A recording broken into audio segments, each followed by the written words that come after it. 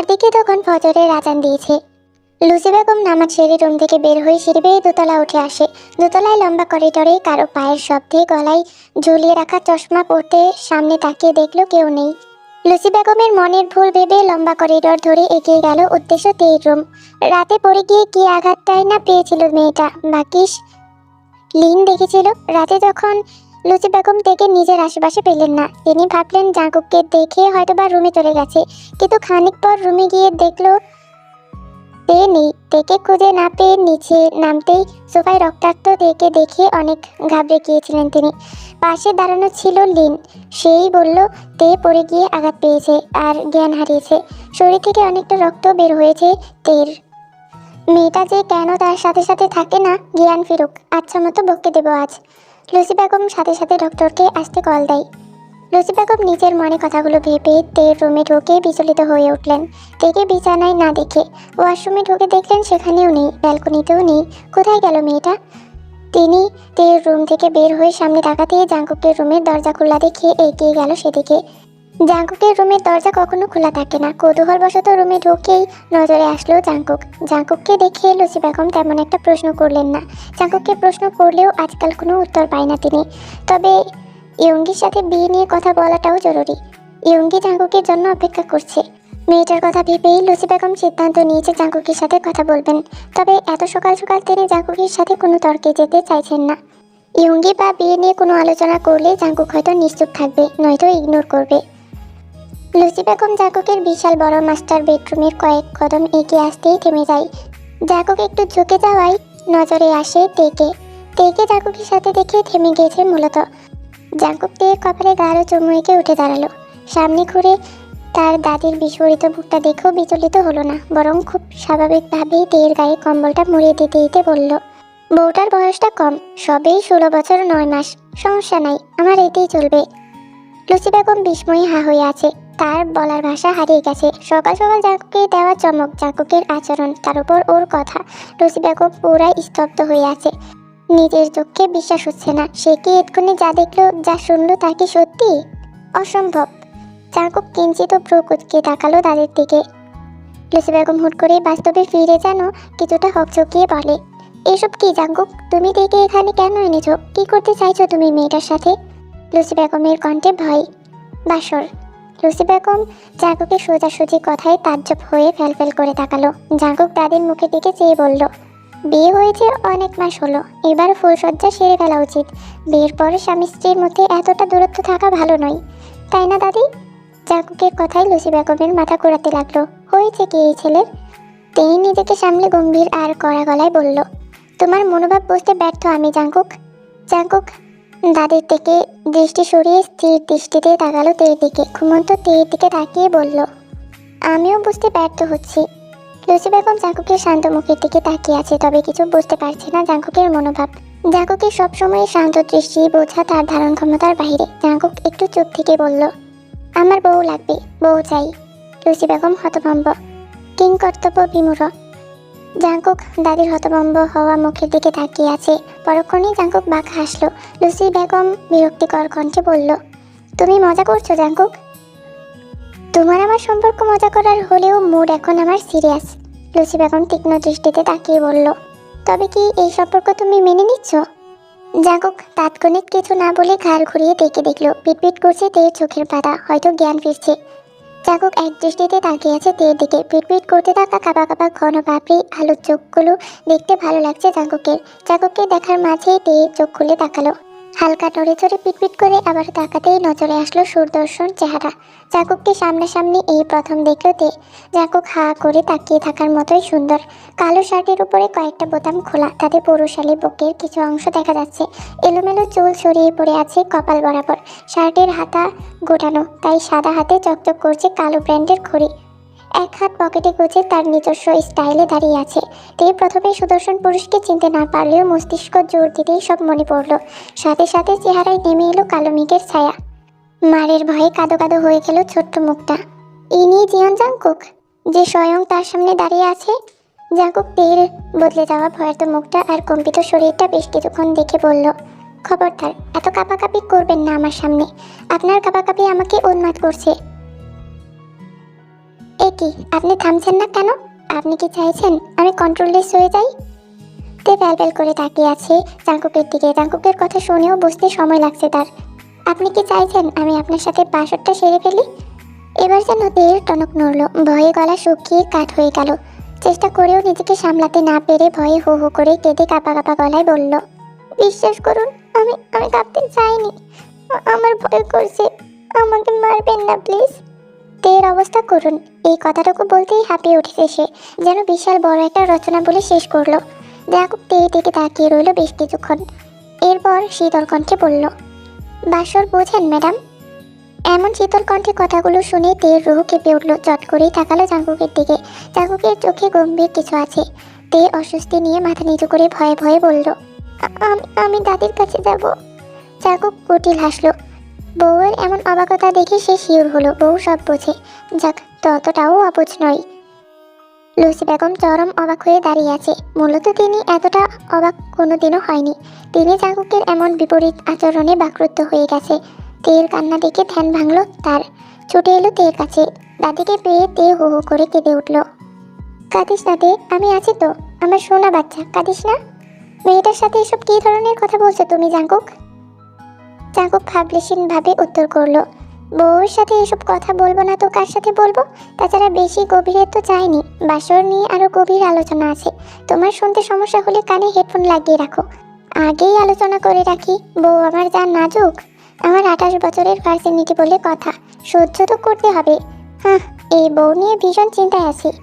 লুচি বেগম জাঙ্কুকের ভাবসাব এমন যেন দুনিয়ার সবচেয়ে বড় চিন্তা এটা। এদিকে জাঙ্কুক কথাগুলো বলেই তের কান্নারত মুখটা দেখলো। দাদির কোমর বেঁচে জাপটে ধরে আছে আর ভ্যাবে করে কাঁদছে। হয়তো তার গুরুত্বপূর্ণ আলোচনায় বিষয়বস্তু বুঝেনি, হয়তো জাঙ্কুকের ভয়ে এতটাই ভয়ার্ত যে শুনেইনি। জাঙ্কুক হাসলো, বাঁকা হাসলো। ইস, এই হাসি যদি একবার তে দেখতো, নিশ্চিত এই সুদর্শন পুরুষের হাসিকে সবচেয়ে সুন্দর হাসি বলে আখ্যায়িত করত। তবে আফসোস, বেচারি কেঁদেই গোল পায় না। জাঙ্কুক তের মায়া মায়া মুখটা দেখে চিন্তিত মুখে ধীর পায়ে বেরিয়ে যেতে যেতে বলল, বউ আমার কিন্তু তোমাকে আষ্টে পৃষ্ঠে জড়িয়ে আছে, এটা আমার পছন্দ হচ্ছে না। এমন আষ্টে পৃষ্ঠে তো আমাকে জড়িয়ে ধরতে দেওয়া দরকার, ভীষণ দরকার। লুচি বেগম হতভম্ব। তবে মনে মনে তিনি আদরের নাতিকে অসভ্য বলতে ভুললেন না। একদম দাদার মতোই হয়েছে, লাগামহীন। লুচি বেগম জাঙ্কুকের ব্যবহারে বেশ চিন্তিত হলেন। তে জাঙ্কুকের নাম শুনলেই যেখানে ভয়ে কাঁপতে থাকে, সেখানে জাঙ্কুকের কথাবার্তা শুনে এইটুকু বুঝেছে জাঙ্কুক মজা করছে না। আবার ইয়ঙ্গি মেয়েটা সেই ছোট্ট থেকে ভালোবাসে জাঙ্কুককে। তার কাছে তিনজনেই খুব আদরের। একটার জন্য অন্যটা কষ্ট পাক তা তিনি চায় না, তা হতে দেওয়া যাবে না। তার তেয়ের সাথে কথা বলতে হবে, সে কী চাই জানতে হবে। সকাল তখন 8:16। লুচি বেগম সবে মাত্র এসেছে বাগান থেকে। সকাল সকাল বাগানে হাঁটতে বের হন তিনি। আজকেও বাগান পরিদর্শন করে এসেছে। তখন নাস্তার টেবিলে প্রায় সবাই এসে বসেছে। খাবার পরিবেশন করছে স্টাফরা। খাওয়া শুরু করবে ঠিক তখনই ভেসে আসে জাঙ্কুকের কণ্ঠস্বর, বউ কোথায় আপনি? গায়ের এলোমেলো শার্ট, মাথায় মোটা সাদা ব্যান্ডেজে আবৃত জাঙ্কুককে দেখে সবাই আটকে উঠল। তার চেয়ে বেশি অবাক হয়েছে হুট করে বউ শব্দটা শুনে। ইয়ঙ্গি তো স্তব্ধ হয়ে আছে। বউ শব্দটাই কি আছে কে জানে, হৃদয়ে গিয়ে ছুরির মতো বিঁধল তার। নড়চড় করতেও ভুলে গেছে, কানে ভাসতে লাগলো, বউ কোথায় আপনি? বউ, বউ মানে তো তেইয়ং। ইয়ঙ্গি চমকে উঠল, তেইয়ং, বউ, তে বউ। সবটা বুঝতেই মাথার উপর আকাশ ভেঙে পড়লো যেন ইয়ঙ্গির। দাঁড়িয়ে থাকার শক্তি আর পেল না, বসে পড়লো চেয়ারে। সাদা শার্টটায় রক্তের দাগ স্পষ্ট, সামনে কয়েকটা বোতাম খোলা, এক হাত গোটানো, অন্য শার্টের হাতা এলোমেলোভাবে ঝুলছে কবজি বরাবর। খুব অগোছালো লাগলো জাঙ্কুককে, যেন খুন খারাপি করে ফেলেছে। যদিও এমন রক্তাক্ত অবস্থায় এর আগেও একবার দেখেছে, তবে তার আগে কখনো জাঙ্কুককে রক্তাক্ত অবস্থায় দেখেনি বলতে জাঙ্কুক কখনো তাদেরকে সেই সুযোগটাই দেয়নি। মাসে একবার বাড়িতে আসতো কি না সন্দেহ। দেশের বাইরেই বেশি থাকে সে, আর এখানে আসলেও কখনো জীবন বাড়িতে আসতো না। জাঙ্কুক নিবাসেই থাকা হতো তার থাকা সত্ত্বেও কখনো কখনো জানতেও কেউ পারতো না জাঙ্কুক এসেছে। যদিও লিনির কাছে থেকে শুনে জেনি ইয়ঙ্গি দাদি যেত, জাঙ্কুক থাকতো ভাবলেশীন, বিশেষ করে জেনির ক্ষেত্রে। লুচি বেগম নাতির এমন অবস্থা দেখে হতবাক হয়ে আছে। আজ পর্যন্ত জাঙ্কুককে এতটা এলোমেলো সে কোনোদিনও দেখেনি। আবার সকাল সকাল বউ বউ করছে, ভাবটা এমন যেন বউয়ের সাথে তার সুমধুর সম্পর্ক। সেদিন ভোরের পর আজ 2 দিন বাদে দেখা জাঙ্কুকের সাথে তার। 2 দিন ছিল না জাঙ্কুক, আর 2 দিন পর আজ আবার এই অবস্থায় তের খোঁজ করছে। লুসি বেগম বলার আগে জাঙ্কুক বিরক্ত কণ্ঠে বলল, বউ, ও বউ, বউ, দিদুন আমার বউ কোথায়? লুসি বেগম চিন্তিত হয়ে একবার ঘাড় ঘুরিয়ে ইয়ঙ্গিকে দেখে নিল। মেয়েটা একদম স্তব্ধ হয়ে বসে আছে। লুসি বেগম ছোট্ট একটা নিঃশ্বাস ফেলে বউ কথাটা ইগনোর করে বলল, কি হয়েছে তোমার জাঙ্কুক? আঘাত পেলে কিভাবে? ততক্ষণে সবাই টেবিল ছেড়ে উঠে এসেছে, তবে ইয়ঙ্গি নিজের জায়গায় বসে আছে চুপচাপ। জাঙ্কুক উত্তর করল না, বরং প্রশ্ন করল, বউটা কোথায়? কে তোমাকে আঘাত করেছে? আর তখন থেকে কি বউ বউ করছো? কে তোমার বউ? জেনি বেগমের চিন্তিত কণ্ঠস্বর। জাঙ্কুক যেন শুনল না কিছু, এমন ভাব ধরে বলল, দাদি, আমার ব্যক্তিগত বউ, সে কোথায়? লুসি বেগম চিন্তিত স্বরে বলল, তোমার সাথে আমার কথা আছে। জাঙ্কুক বিরক্ত হয়ে সোফায় বসতে বসতে বলল, যা বলার বলো, আগে বউকে ডেকে দাও। জেনি তেলে বেগুনে জ্বলে ওঠার মতো করেই ছ্যাদ করে উঠলেন, তুমি কি ওই মেয়েটাকে বউ বলছো জাঙ্কুক? জাঙ্কুক জেনির কথা এবারও সম্পূর্ণ ইগনোর করে বলল, 5 মিনিটের মধ্যে আমার বউ আমার সামনে চাই, নয়তো। কথাটা বলে জাঙ্কুক আশেপাশে তাকিয়ে পরিপাটিভাবে গোছানো বিশাল ড্রয়িং রুমটা দেখল। ন্যান্সি জাঙ্কুকের তাকানো দেখে আমতা আমতা করে বলল, তুমি কি থেকে বউ মেনে নিয়েছো জাঙ্কুক? 2 মিনিট শেষ। ন্যান্সি জাঙ্কুকের কথায় আর কিছু বলল না। জাঙ্কুকের রাগ সম্পর্কে ধারণা আছে তার, আপাতত তার চুপ থাকাই ভালো। লুসি বেগম একবার তের ঘরের দিকে তাকালো। মেয়েটা এমনিতেই 2 দিন ভয়ে ভয়ে থাকছে, খুব একটা বের হয়নি। দায়ন কয়েকবার ডাকার পরেও উপাস থেকে দরজা খুলল না তে। এবার না পেরে লুসি বেগম তেকে অনেকবার ডাকার পর দরজা খুলে দিল তে। লুসি বেগম তের ভয়ের তো শুকনো মুখটা দেখে অবাক হলেন। মেয়েটা কি এতক্ষণ কাঁদছিল? কিন্তু কেন? লুসি বেগম সন্দিহান চোখে চাইল, তবে কিছু বলার আগেই ভেসে এলো ভাঙচুরের আওয়াজ। লুসি বেগম থেকে নিয়ে ড্রয়িং রুমে আসতেই থেমে গেল শব্দ। ততক্ষণে জাঙ্কুক দুটো ফুলদানি আর টি টেবিলের কাজ ভেঙেছে। লুসি বেগম তেকে এক হাতে ধরে আছে, আর তে ভয়ে লুসি বেগমের পেছনে লুকিয়ে আছে। বাকি সবার মুখ জাঙ্কুকের পরবর্তী কথায় বিস্ময়ে হা হয়ে গেছে। কি করতে চাইছো তুমি জাঙ্কুক, এসব? লুসি বেগমের কথায় জাঙ্কুক তিরিক্ষি মেজাজে বলল, রোম্যান্স, বউয়ের সাথে রোম্যান্স করতে চাইছি। দিবে, করব? লুসি বেগম হতভম্ব হলেও প্রকাশ করল না। তিনি আবারও কিছু বলার আগেই জাঙ্কুক হেসে বলল, আমার বউ, কিন্তু তোমার সাথে এমন চিপকে থাকে কেন? এটা আমার পছন্দ হচ্ছে না। তুমি কি আমার বউয়ের উপর ভাগ বসাতে চাইছো দাদি? আমার আবার কিন্তু এইসব ভাগাভাগিতে পোষায় না। লুসি বেগমের জোয়াল ঝুলে পড়ল। মানে জাঙ্কুক কি তাকে ইনডাইরেক্টলি তার বউয়ের বয়ফ্রেন্ড মনে করে হিংসা করছে? আস্তাগফিরুল্লাহ। জাঙ্কুক তাদের হতভম্ব হওয়া মুখের দিকে চেয়ে কিছুটা বিরক্ত হয়ে বলল, ছোট একটা বউ আমার, একটু বড় কি করেছো? অমনি ভাগ বসাতে চলে এসেছো। শোনো, বউ আমার, তাই বউটা পুরোটাই আমার লাগবে। এখন বউকে আমার কাছে দাও, একটা চুমু খাবো। জাঙ্কুকের কথা শেষ হতেই থপ করে কিছু পড়ার আওয়াজ শোনা গেল। দায়ন নিচে শুয়ে আছে, মানে বেচারি জাঙ্কুকের কথা মেনে নিতে না পেরে অজ্ঞান হয়েছে। এত ভালোবাসা, তাও জাঙ্কুক। এটা তো এমন যেন তপ্ত গরমের মৌসুমে শীত বস্ত্র বিতরণ, আর সেই শীত বস্ত্র পরিধান করে জ্ঞান হারিয়ে ফেলেছে দায়ন খালা। লুসি বেগম তের হাত ছেড়ে নিজেও সোফায় বসলেন। এসব কথা এই জন্মে তাকে শোনা লাগবে এটা তিনি স্বপ্নেও ভাবেনি। সবচেয়ে বড় কথা, এত সিরিয়াস মোমেন্টে জাঙ্কুকের বলা কথাগুলো আদৌ সবাই ঠিক শুনেছে কিনা তা নিয়ে সন্দেহ। জাঙ্কুক কি সিরিয়াস মোমেন্টে মজা করছে? ন্যান্সি হতবাক হয়ে বলল, আমি যা শুনলাম সবাই কি তাই শুনলো? বলে নিজেও মাথা ঘুরিয়ে পড়ল সেহুনের গায়ে। সেহুন নিজেও জাঙ্কুকের কথায় হতভম্ব হলেও আর চোখে মেয়ের দিকে তাকালো। ইয়ঙ্গি স্তব্ধ হয়ে এক ধ্যানে তাকিয়ে আছে জাঙ্কুকের দিকে। এত কিছু আশেপাশে ঘুরছে, তবুও জাঙ্কুকের মাঝে বিন্দুমাত্র ভাবাবেগ নেই, ফিরেও দেখছে না কাউকে। তার কথা শুনে যে মানুষের হার্ট অ্যাটাক হওয়ার জোগাড়, তাতে তার বিন্দুমাত্র মনোযোগ নেই।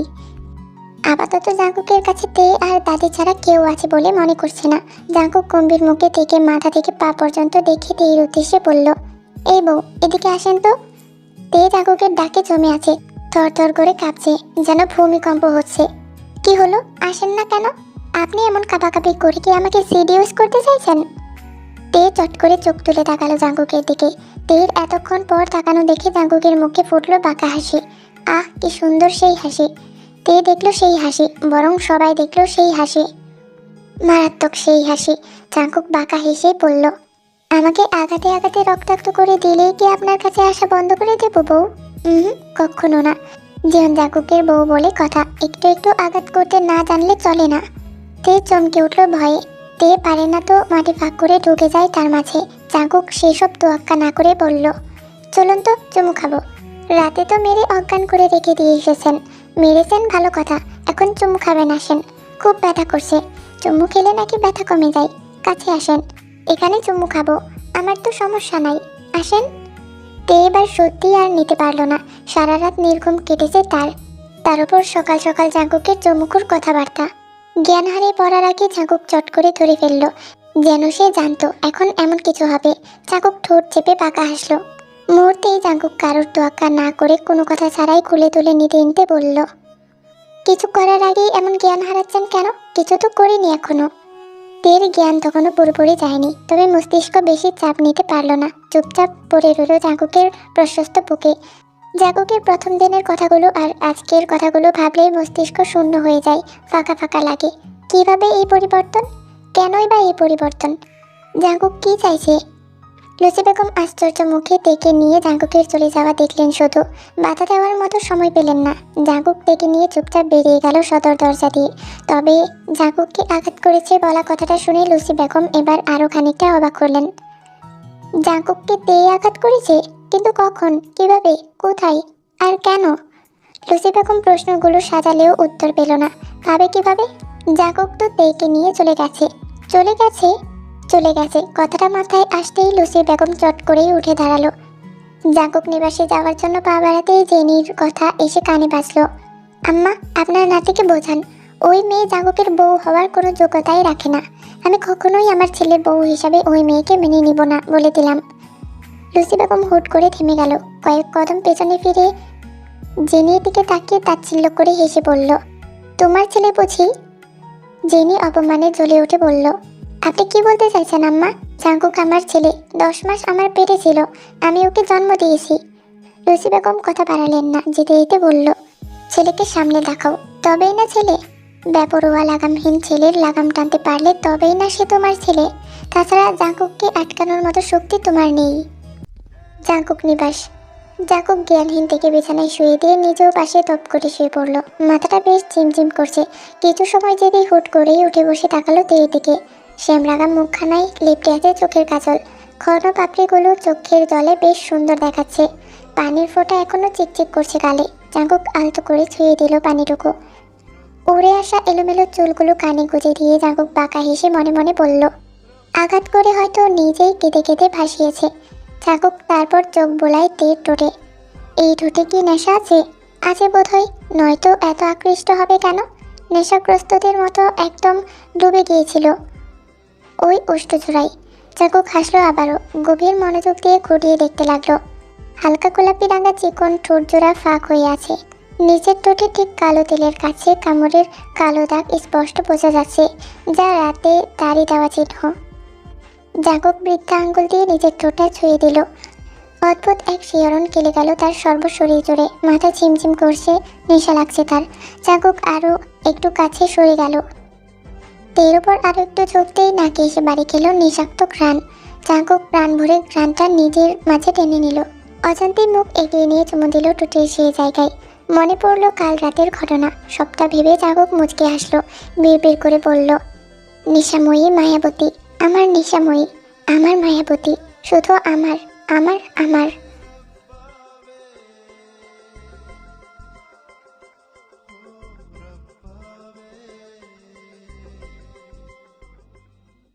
বাহ বাহ বাহ, আর মিস দেখছো কারবারটা, পিয়ার কাকা কাছাকাছি হতি হ্যাঁ। যাই হোক, আমি হিন্দি পারি না, হিন্দি পারলে একটু হিন্দিতে একটা ডায়লগ করে দিতাম। হ্যাঁ, কি যে সুন্দর গল্পটা, না দেখলে তোমরা বুঝতা না। আর তোমরা দেখানি লাগে আমি আছি তো।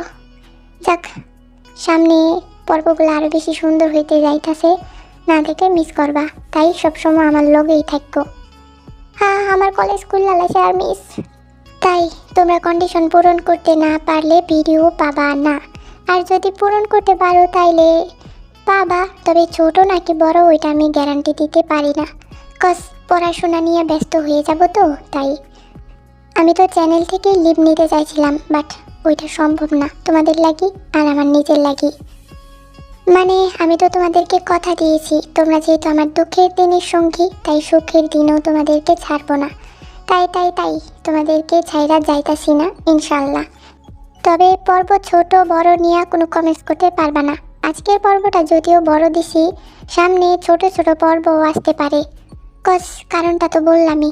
যাই হোক, তাহলে জায়গা কই এতগুলা কথা কই এলাইছি, তোমরা কিছু কইতা না আমারে? জানোই তো তোমরা আর ঝুমুরা পো বেশি কথা কও। আচ্ছা জায়গা, তোমাদের লগেই বেশি কথা কই, মানুষের লগে না। বুঝছো? টাটা, আল্লাহ হাফিজ, বাই বাই, সারাগিও। এই ছোট স্টুপিড আর্মিগণ, তোমাদের প্রতি আমার কোনো ইন্টারেস্ট নাই।